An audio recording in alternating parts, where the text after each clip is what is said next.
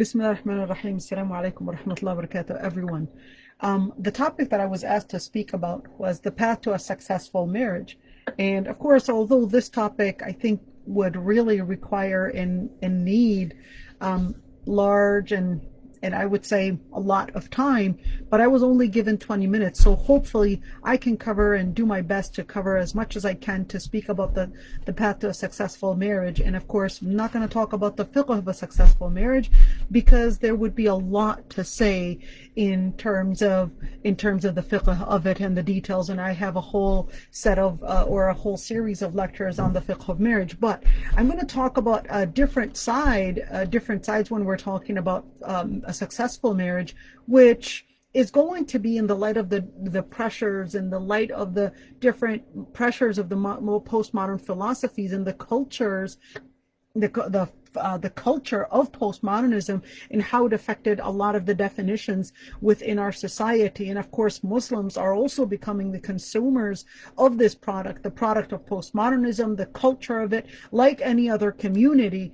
And when we want to talk about, as Muslims, in the light of these two ideas, which is the pressure and also how they're becoming a consumer, I thought it would be important to talk about two different directions in where we're covering what does it mean and how do we make a successful marriage and what does a successful marriage actually mean in Islam.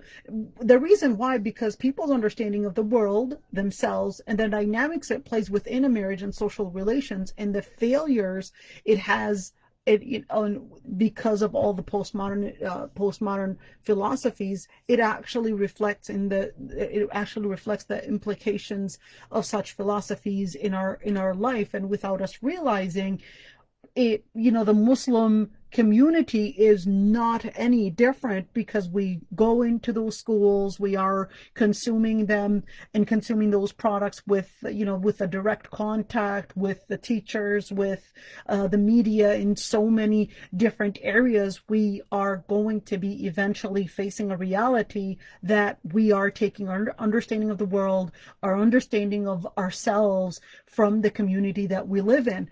And in Islam, the story is very different because in Islam, the whole concept of understanding the world and how we see the world actually goes through a very famous, everybody knows me for this one, every talk I will give, I will always go back to the same acronym, DNAIM, which really acts as the main legal maxim in Islam. So the D stands for the deen, and where the first focus, the first priority of a Muslim is supposed to be on their spirituality. The second part is on their life and their nafs, and the third part is on their mind and mental health, their ird, the family and the chastity, the mal and the wealth. And of course, when you want to correct and you want to bring about a stable marriage in Islam, and you want to avoid all the postmodern pressures and the way that it's resulting in a lot of those failures, it actually starts with correcting the following, which of course you want to speak about the deen, the nafs, the aql, the ird, the mal. In other words, you want to start with bringing in a solid foundation that is actually based on the philosophy or the idea and the whole idea of Islam. Every single idea, every single behavior, every single understanding of justice, understanding of mission, every understanding of your purpose in life is actually stemming from your view of the world. Your view of the world acts as that lens that will define yourself, who you are, your purpose, your mission, and how you put those different sides into one dynamic, which acts as what do I do and what do I want in my life. And of course, marriage is actually part of that product, which is part of the tool in creating things in life. So to speak about those areas, there's the number one part, and again, we're creating an idea where we're redefining the different definitions in our understanding of life, and from the Islamic perspective. So the first part is deen. So when we look at deen and marriage and what we want from marriage, it's really important to understand is what is our understanding of the world, and therefore that is going to create what is your purpose in getting married. What marriage you're going for it? Why? What you're wanting from marriage is actually going to be what you're going to be looking for in a spouse. The purpose of Islam starts with understanding your essence. It actually precedes your existence. Your understanding that that the first and the most important position that you as a human being hold is al-ubudiyya for Allah subhanahu wa ta'ala, is that you are being tested, and therefore your purpose is to worship Allah subhanahu wa ta'ala, and the product, or let me say that the way that we worship Allah subhanahu wa ta'ala is actually living in the guidance of Allah subhanahu wa ta'ala, and the main and the long-term goal is actually getting to Jannah. And when we're looking at all these different factors, this is to help us understand, so what do I actually want of marriage? And of course, when we're talking about the second category of DNAIM, we're looking at the nafs side. And of course, when we answer the question, well, what is the purpose of marriage in our life? In the light of the first category, which is the previous category that we talked about, which is the deen. So you can't talk about, in Islam, you can't talk about life and marriage and what impact it has in life and what you seek in marriage and even forgetting that there is the center of deen that you still want to focus on. So looking for the spouse in the light of deen starts with you choosing the person that is living their life based on that mission, where the Prophet ﷺ actually says, if you get someone that you accept, that you are satisfied with their deen and their akhlaq, then get them married. In other words, the most important quality you want to look for is actually through the lens of deen, nafs, aql, ird, mal. You don't want to focus on the other things and forget the most important center. Similarly, when he talked about women, the Prophet ﷺ said, people get married women for 1, 2, 3 reasons: their beauty, their wealth, their hasab, or their progeny. But فَاظْفَرْ بِذَاتِ الدِّينِ, hold on and seek the woman that has the deen, or else تَرِبَتْ يَدَكْ, or else you're going to go back to really hanging on for turab, to really hold hanging on to soil. Really, everything's going to go away. It's going to basically wear off.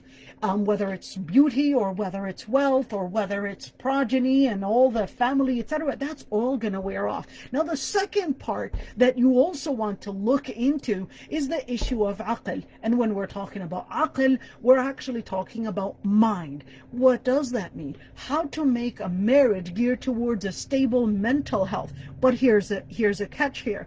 And oftentimes in our society, everybody seems to be talking about mental health and psychology, and this is right now considered the main issue that everyone's talking about. But Islam has a totally different understanding of what it means to have a stable mental health. What does it mean to have a person that is stable in their understanding, and they're also their mind and their future, and what does it mean to actually get to that goal? Now, it's very important to mention that when you want to seek that mental stability, that you actually start with having a shared common goal with that spouse. And what is the common goal? The common goal is that the practice in life and in the deen you put as a purpose. So what do you practice? And remember, you want to put your deen as the purpose that you want to fulfill. And then the practice in life, in other words, that the sharia, the behavior and what you do in your life is actually going to be all all the different things that act as the rule. So you want to get a degree, for example, but then in order to get the degree, there are certain subjects that you have to take. There are the prerequisite subjects, and there are those electives. But there are certain subjects that are prerequisites that you have to take, and that's the same thing. Is that there are certain things that you have to consider in order to achieve a successful marriage and bring in the stability in your mind. And again, your purpose cannot contradict your action and what you implement in life. They can't contradict one another. And this is really important to mention, is that there's no way that you can say, well, I want to, fulfill my deen, but I really just want a beautiful woman. Or I want to fulfill my deen, but this man is actually a man that is wealthy and he's of a good character. You looked at the character, which is more of a want than a need. Your need, your priority is their deen and not the other wants, because those things are taribat yadek. Those things will wear off with time without you realizing. Now, the other segment is the segment of ird, which ird is a very broad term. It is a very broad word, which actually is relating to two sides, the chastity and the family. When we look at the chastity and the family, in the light of the topic that we're discussing today, a very important question that you always want to keep in mind is how to make this marriage gear towards creating a safe environment for the family. Yeah, we hear this a lot, but how does it look like in the Islamic sense? In the Islamic sense, it's totally different than the materialistic understanding of what it means to make a safe environment, what it means to make a stable family, because in Islam, to bring about that chastity is actually your way. In other words, to have a pure chastity, a pure heart that's making your chastity directed towards halal only, that's going to affect the dynamics of your relationship between you and your wife, and how you want to live, even to guard your family, and how that will result in a stable family. Now, what does that mean? How do we look into that? Well, your senses affect your mind and your behavior. How do we put that in practice? Guard your chastity to guard your family. See only what is halal, because without you realizing, what you are constantly looking at is eventually going to affect you and how you see your wife. You will not see her or you see him as guarding your chastity, because if that person is constantly looking at haram things, they're always going to be not satisfied with the halal that they have. What are you listening to? Who are you listening to? All that also affects your chastity and will eventually affect your family. Now, the other part, which is the environment. Who and where, what is the environment that you're putting yourself in, or even your children? What is that environment? Is that environment based on dhikr, or is that environment based on entertainment? I'm going to talk about entertainment in just a bit, inshallah. And of course, touch only what is halal on you, and you will be satisfied with the halal that you have. And of course, with the times that we're in, it's always, because it's based on materialism, and it's based on that this life is just for entertainment and pleasure, and that this whole life was actually just a matter in motion. Their understanding of life is just going to be based on that. It's just matter in motion. Therefore, there is no need to speak about some subjective morality. Now, that's why the Salihin and in Islam, we have a totally different route in understanding our life, in the way we practice our integrity, or the principles that we practice. And that's why the Salihin used to say, I would know my sin and I would recognize it by the impact it has on my animal, on my wife, on my children, and their behavior. I could see that it actually started out with my own sin. Now, the final part that we're going to talk about is the issue of wealth. When we're talking about marriage, of course, we can't not talk about money. But of course, it plays a very important role in our life. But how much does money play in as a role in our life? And what are the priorities that we must fulfill? Now, a Muslim, when they talk about wealth, they're talking about wealth based on the priorities. There are certain priorities that we have to fulfill. Therefore, we would have to consider that they're all geared towards, again, the deen, the nas, the aql, the ird, the mal. Again, you have to memorize that acronym as you have memorized your own Fatiha, because this is going to help you understand your life and going to help you understand how to put your priorities in place. Now, the other part that you would want to ask in how do we get into a successful marriage is the money that we're making and spending geared towards the purpose, the main purpose. Again, remember, it's the essence preceding your life. So the purpose, the essence itself. You don't create a purpose, but purpose was actually created before your own creation. So purpose, the reason why Allah subhanahu wa ta'ala told us about Prophet Adam alayhi salam and the story of the Malaika and Adam and inni ja'alun fil ardi khalifa was in order to tell us that the essence, the purpose of al-khilafa, the purpose of al-ubudiyya, the purpose of worship was actually there before even the creation of Adam.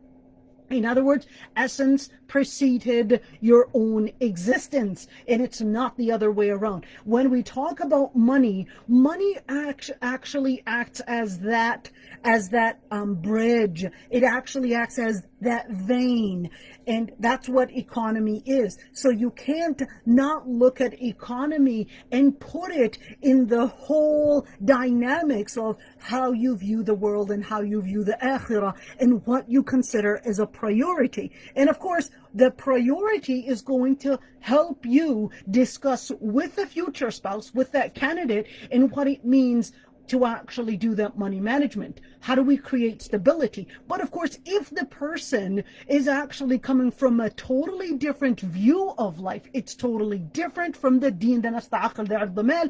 Again, their view of money management is going to be different. Their view of where we should get the money from and how we spend it is going to be totally different. And this is really important because, again, when we're talking about the philosophy that we build our marriage on is very different from the Western philosophy and the postmodern philosophy and it's la sharqiyya wa la gharbiyya, from Eastern and even Western philosophies. Now, the other segment that I'd like to talk about, which is the philosophy we understand ourselves in.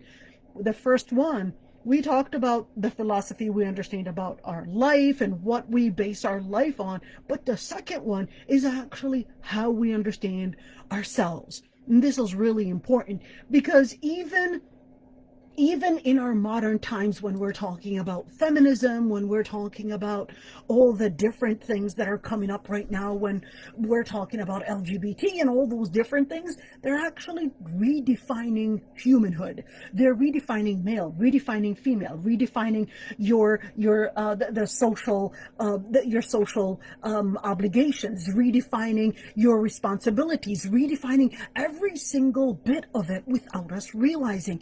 Sad to say that we're even getting Muslim men and women not realizing that they're being indoctrinated with these ideas, thinking about it as this is the modern way of thinking about life, not realizing it's not necessarily modern. It's actually a byproduct of postmodernism that is being sold to you, and you are taking it without realizing that it is actually very different, and it's totally opposite of what Islam actually is founded on and how Islam views all of these segments. So the foundation of marriage in Islam versus the modern influences, our understanding of ourselves and the purpose of life and the tool, all of this is actually redefined. Manhood, femininehood are redefined in our modern times. Manhood redefined in Islam, manhood is totally different, because manhood in our modern times is focused on the outer appearance of things. Men and women are showing off their body appearances. It's all about what you get and how you appear, because it's all about ego. It's all about it's all about the pleasure, because that's the essence of this life for somebody that sees the world as matter in motion. Men and women are changing their quote unquote gender. I'm not going to use that word, and I'm just going to use it, based on what people know of that word today. And this is seen as a respectable choice. This is seen as a choice, and you can't dare. And they will dare you to actually go against those philosophies, or else you will lose your job. Manhood in behavior and responsibility is dismissed. Well, not only manhood, but even womanhood, in where feminism is actually seeing marriage as the graveyard for a woman. Marriage, according to Simone de Beauvoir, is nothing but a graveyard for women's achievements. And the best thing to do is actually look for ways in order to abort the child, in order to seek the woman's achievements and seek her life, and all the narratives that are put out there, making it seem like, see, if it wasn't for that pro-choice, we would have never gotten women that are strong and that are achieving all these different successes. Manhood also lost the core of its meaning and became more of a narrative. Manhood in the light of Quran is very different, because manhood in the light of Quran, it's actually starting with that manhood is actually a prophet, is supposed to be carrying a prophetic mission. Now, it's really important to mention that manhood in Islam is different than malehood in Islam. Malehood is relating to their biological creation, but manhood is relating to a mission, relating to a nobility, relating to an integrity. That's very different. If you actually look at the ayat in the Quran, where Allah subhanahu wa ta'ala, for example, talks about the prophets, about men, that they're actually وَمَا أَرْسَلْنَا مِن قَبْلِكَ إِلَّا رِجَالًا, that the men that before you were the only ones that we had sent are actually rijal. They're actually men, and those men carried. And here Allah subhanahu wa ta'ala is using the word men, using the word rijal, in order to bring about that understanding that a man, and a true man, is a person that carries the prophetic mission. Men that have the integrity to live up to the mission and stay steadfast, which is what Allah subhanahu wa ta'ala actually indicates in Surah Al-Ahzab, مِنَ الْمُؤْمِنِينَ رِجَالٌ صَدَقُوا مَا عَاهَدُوا اللَّهَ عَلَيْهِ, that they're actually men that were honest to live up to the covenant, to live up to the promise, to live up to the agreement between them, which is al-mithaq al-ghalidh, agreement between them and Allah subhanahu wa ta'ala, to deliver the message of al-ubudiyyah. Men giving up their entertainment because they're men of mission. And this is really important, because sisters, when you want to look for a man, and when brothers, you want to be a man, those are things you want to define manhood. You want to define manhood in the lens and in the light of Quran and Sunnah. Be careful from getting indoctrinated with our modern materialistic understanding of what makes a man and what makes a woman. In the Quran, that men and manhood are actually people that are able to give it up on their entertainment, and the entertainment because they are men of a mission, where Allah subhanahu wa ta'ala says, رِجَالٌ لَا تُلِيهِمْ تِجَارَةٌ وَلَا بَيْعٌ عَنْ ذِكْرِ اللَّهِ. They're actually men that are not pacified by not a business and not a sale away from Allah subhanahu wa ta'ala and doing their salah. This is where it starts. Are they living into that entertainment? Is the entertainment pacifying them from understanding the biggest mission, the biggest responsibility of what Allah subhanahu wa ta'ala had held them accountable for and held them responsible for? And that's where the men, even when the world shuts on them, they will never give up on their mission. What is the mission? The mission that Allah subhanahu wa ta'ala had put the prophets to be the ones to give that. In other words, they carry on that most important mission. And where Allah subhanahu wa ta'ala tells us the story, وَقَالَ رَجُلٌ مُؤْمِنٌ مِّنْ آلِ فِرْعَوْنَ يَكْتُمُ إِيمَانَهُ, where Allah subhanahu wa ta'ala says, and when a man that was a believer from the clan and from the tribe of Fir'aun, who was hiding and concealing his faith, he said, are you going to kill a man that is saying, because he is saying, my Lord is Allah, when he actually came with the evidences to prove, with the evidences from his Lord Almighty? Now, this is one side of that mission. This is one side of understanding manhood, but there's one other side. This may be a relationship between the man and their vision of life, the man and their vision of responsibility, their vision in the akhirah, but that is not at all to be separate or exacerbated or separated from the responsibility which Allah subhanahu wa ta'ala put within them, gave them, and says, الرجال قوامون على النساء. And notice that the word actually said الرجال, that those are the men are قوامون. They're actually قوامون, but they cannot be قوامون.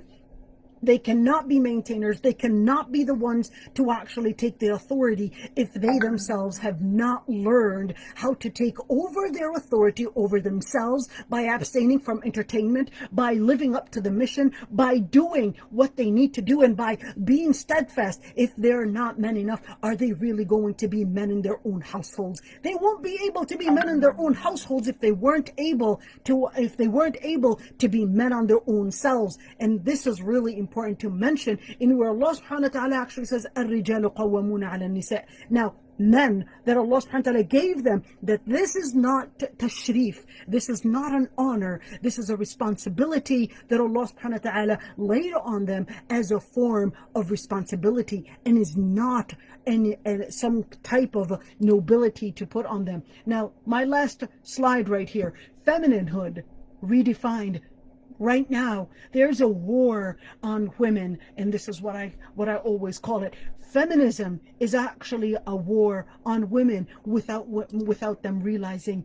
Femininehood is also redefined with so many different things. I'm not going to talk about feminism right now. You can go to my YouTube channel and see what I say about feminism. But because of my time, femininehood in the Quran, where Allah subhanahu wa ta'ala discusses a number of different things. One, الرجال قوامون على النساء on one side, but on the other hand, he also had mentioned فالصالحات قانتات حافظات للغيب.